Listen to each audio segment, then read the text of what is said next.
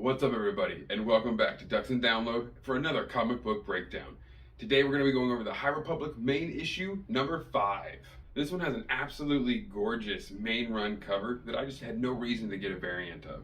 For the main art one, it is beautiful with the Sorcerer of Tune and some pyromancy crazy magic. I've always loved those parts of the Force that we don't get to see. There are so many other ways that the Force is used. Now the opening panel kind of reminds us where we're leaving off, which is utter chaos in the streets of Jedha, as the Herald and the Path of the Open Hand have let loose as many obstacles in the way of the Jedi and the normal people of Jedha to cause them to be into complete disarray and disorganization.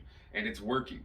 The entire city has busted out into a crazy riot. Any of those touched by the Force are in absolute fear and complete paranoia due to the presence of the Great Leveler. Faced by the memories that would usually send him into a rage or a sense of shock, he is snapped out of it by Jedi Matty telling him that there must be something wrong with the people. In that moment, he is able to realize it's not the people.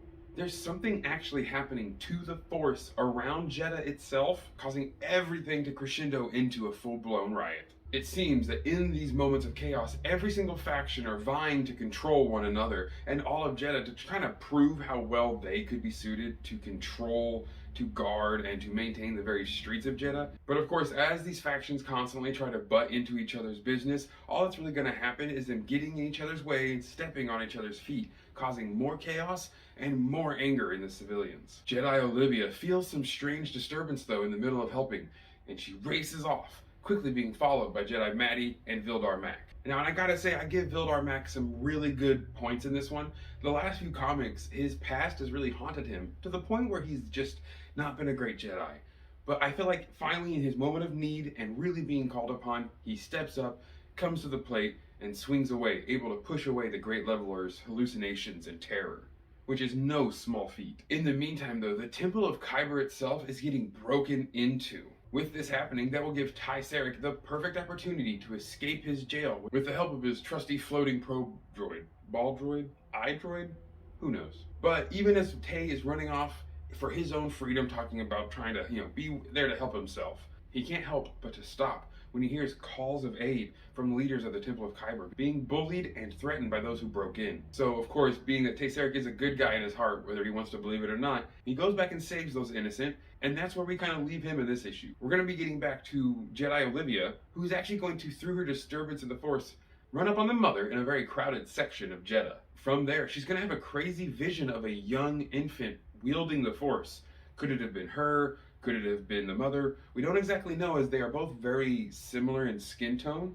Perhaps the Mother is Olivia's mother, or a sister, or a sibling. That would be a crazy cool way to just kind of tie some things together.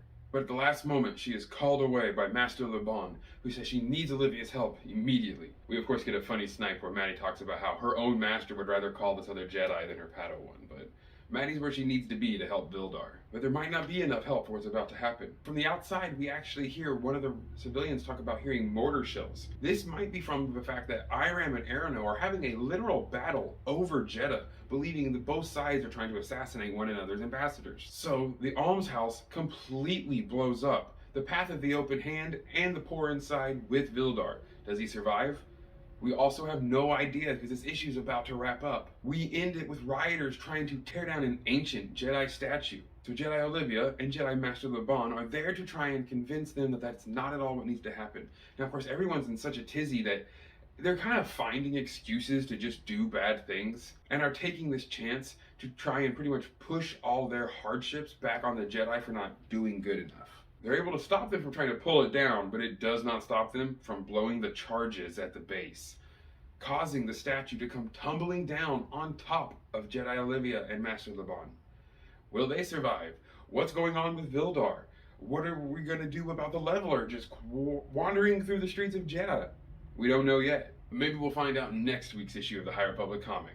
Thank you guys so much for stopping by on this comic book breakdown, and I look forward to seeing you on the next ones. Please make sure to like and share down below so we can get as many more people into the High Republic as we possibly can. Have an amazing rest of your day. And as always, may the Force serve you well.